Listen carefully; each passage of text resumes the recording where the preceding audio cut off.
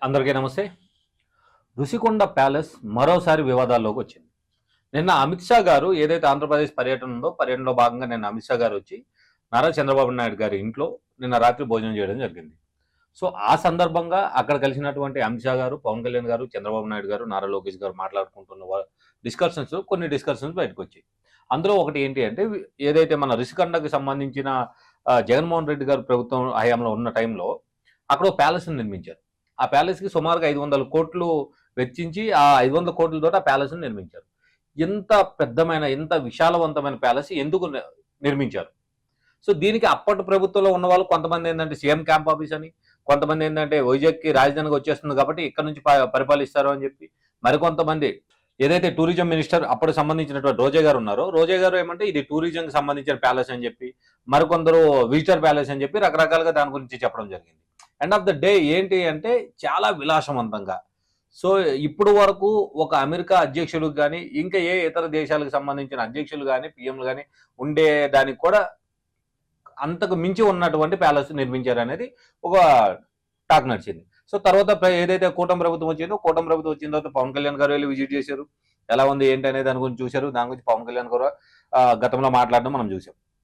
ఇప్పుడు కొత్తగా దానికి సంబంధించిన అంశం ఏంటి అంటే, నిన్న అమిత్ షా గారు అడుగుతున్న సందర్భంలో నారా లోకేష్ గారు ఒక విషయం చెప్పారు దాని గురించి.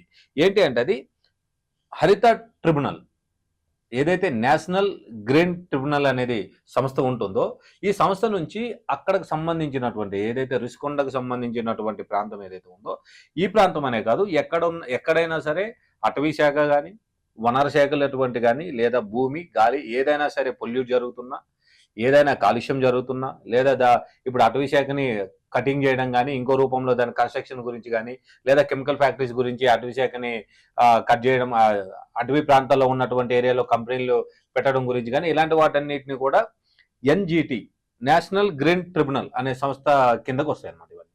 సో వీటికి సంబంధించి ఎలా అంటే ఏదైతే దానికి సంబంధించినటువంటి ప్రాబ్లమ్స్ ఉన్నాయో, ఇప్పుడు ఋషికొండ అనేది ఒక గ్రీనరీకి సంబంధించినటువంటి ఒక వర్షన్. అది ఋషికొండ అనేది కంప్లీట్గా కొండ ఎలా చూస్తుంది అని అంటే, ఋషికొండలో గతంలో అక్కడ రామానాయుడు గారు స్టూడియో నిర్మించే టైంలో కూడా ఈ ఇబ్బంది జరిగింది. సో ఎన్జిటి అనే ఏదైతే సంస్థ ఉందో ఇది 2010లోనే స్థాపించారు. ఈ సంస్థ యొక్క ముఖ్య మెయిన్ ఎజెండా ఏంటి అంటే, ఏదైతే మనకి పంచభూతాలు లైక్ ఇలాంటి సిస్టమ్ ఏదైతే ఉంటుందో దీనికి సంబంధించినటువంటి ఎటువంటి అఘాయిత్యాలు జరిగినా, ఎటువంటి వాటిని కబ్జాలు కానీ ఇంకో రూపంలో వాటికి ఇబ్బంది జరిగిన, లైక్ ఇప్పుడు ఒక కెమికల్ ఫ్యాక్టరీ ఉందనుకోండి, దాని నుండి వచ్చిన పొల్యూషన్ ద్వారా అది ఒక అటవీ శాఖకి సైడ్ డైవర్ట్ చేశారు అనుకుందాం. డైవర్ట్ చేసినప్పుడు అక్కడ మొక్కలేవి పుట్టడానికి కానీ పెరగడానికి కానీ ఆస్కారం ఉండదు. అది కూడా డైరెక్ట్గా మనం కోర్టులో కాకుండా ఏదైతే ఈ నేషనల్ గ్రీన్ ట్రిబ్యునల్ అనేది ఎన్జిటి ఉందో ఈ సంస్థ ద్వారా దాన్ని కూడా కంప్లీట్ చేయొచ్చు. సో దానికి సంబంధించి కూడా ఈ సంస్థకి ఏదైతే ఉంటుందో కోర్టులను మించి అధికారం ఈ సంస్థ చేతిలో ఉంటుందన్నమాట. పర్యావరణ పరిరక్షణలో భాగంగా ఏదైతే పర్యావరణానికి సంబంధించి ఎక్కడైనా ఎటువంటి ప్రాబ్లమ్స్ జరిగినా సరే ఈ ఎన్జిటిని మనం ఎవరైనా ఆశ్రయించాలి. సో అలాంటి ఎన్జిటి నుంచి 200 కోట్లు పెనాల్టీ కట్టాలి. ఏదైతే అక్కడ జగన్మోహన్ రెడ్డి గారు స్థాపించిన ప్యాలెస్ ఏదైతే కట్టిన ప్యాలెస్ ఉందో ఆ ప్యాలెస్కి సంబంధించినటువంటి మీరు ఆల్రెడీ పర్యావరణ పరిరక్షణలో ఉన్నటువంటి ఋషికొండ దాన్ని మీరు ఆల్రెడీ సగాన్ని డిమోలేషన్ చేసి సగం కొండని మీరు కట్ చేసి ప్యాలెస్ నిర్మించారు కాబట్టి దానికి గాను మీరు 200 కోట్లు నష్టపరిహారం కట్టాలి అని చెప్పి ఏదైతే ఎన్జిటి ఉందో ఎన్జిటి నుండి వీళ్ళకి నోటీస్ వచ్చింది. ఎవరు ప్రస్తుతం ఉన్న గవర్నమెంట్కి. రైట్. ఇప్పుడు కొంతమంది దీనికి సంబంధించిన వాదన ఎలా ఉంది అంటే, ఈ 200 కోట్లు జగన్మోహన్ రెడ్డి కడతారా, ప్రస్తుతం ఉన్న ప్రభుత్వం కడతారా? ఇటు రెండు విషయాలను మనం రెండు కోణాల్లో చూడవచ్చు. ఒక కోణం ఏంటి అంటే పర్టికులర్గా మనం ఆలోచించాల్సింది, జగన్మోహన్ రెడ్డి గారి హయాంలో ఉన్నప్పుడు అది నిర్మించారు కానీ జగన్మోహన్ రెడ్డి ఎవరైతే తను నెక్స్ట్ 25 ఏళ్ళు నేనే సీఎంగా ఉంటాను అనే ఒక ఎజెండా తోటి, అలాంటి ఒక ఆలోచనతోటి ఇది నిర్మించారు. అది ఒక్కటే కదా జనాలందరికీ నచ్చ చెప్తూ నేను నెక్స్ట్ ఇంకో 25 ఏళ్ళు నేనే సీఎం ఉంటాను, వైజాగ్ని మనం రాజధానిగా మారుస్తాము, ఇక్కడ అమరావతిని తీసేస్తామనే అంశాన్ని పదే చెప్పడంతో జనాలు కూడా వైజాగ్ని రాజధాని చేస్తున్నారు. అంటే ఇక్కడ నుంచి జగన్మోహన్ రెడ్డి గారు పరిపాలిస్తారు. చాలా మంది చెప్పిన విషయంలో ఏదైతే నవంబర్ 11వ తారీఖు నాడు, నవంబర్ 5వ తారీఖు నాడు, నవంబర్ 6వ తారీఖు నాడు ఇలా విశ్లేషకులు అలాగే వైఎస్ఆర్సీపీ పార్టీ శ్రేణులు రకరకాల డేట్లు చెప్పినప్పటికీ ఈ ఏదైతే ప్రమాణ స్వీకారం ఉంటుందో జగన్మోహన్ రెడ్డిది అది వైజాగ్లోనే జరుగుతుంది, పరిపాలన ఋషికొండ ప్యాలెస్ నుండే జరుగుతుంది అనే అంశాన్ని అప్పట్లో బాగా వైరల్ చేసిన సందర్భం మనందరికీ తెలుసు. సో ఇప్పుడు దాని పరిస్థితిలో అది తన సొంత ప్యాలెస్ కాదు, గవర్నమెంట్కి సంబంధించిన నిధితోటి గవర్నమెంట్ ప్లేస్లో కట్టినటువంటి ప్యాలెస్ అది. సో ఇప్పుడు దానికి సంబంధించిన భారం ఏదైతే 200 కోట్లు పెనాల్టీ కట్టాల్సిన విషయం ఉందో ఇది ఇప్పుడు గవర్నమెంట్ మీద పడింది.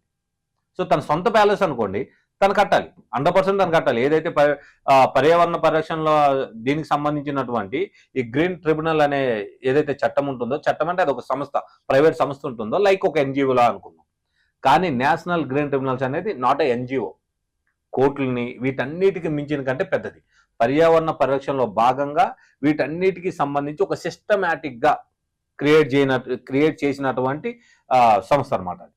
ఎందుకంటే దీనికి మినిస్టర్లు, ఎమ్మెల్యేలు, ఎంపీలు అంటూ ఎవరు ఉండరు. ఎందుకనంటే గతంలో అమిత్ షా గారు కూడా ఒక మాట చెప్పారు ఏంటంటే, గతంలో అండమాన్ నికోబార్ దీవులు టూరిజంకి సంబంధించి ఏదో బిల్డింగ్ ఏదో కన్స్ట్రక్షన్ చేశారంట. లైక్ అది టూరిజంకి సంబంధించిన ఒక ప్లేస్ అయి ఉండొచ్చు, లేదా ఒక హోటల్ లాంటిది అయి ఉండొచ్చు, ఏదైనా సరే గవర్నమెంట్కి సంబంధించిన బిల్డింగ్ అది.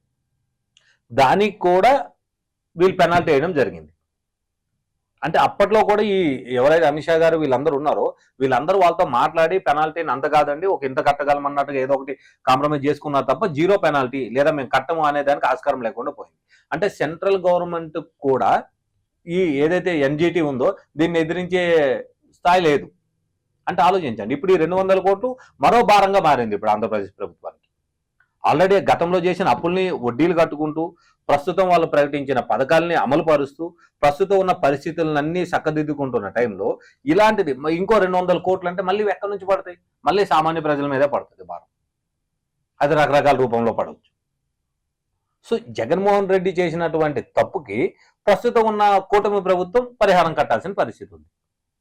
సో ఈ విషయంపై మీరేమనుకుంటున్నారో నాకు కామెంట్ రూపంలో తెలుసు. Thank you.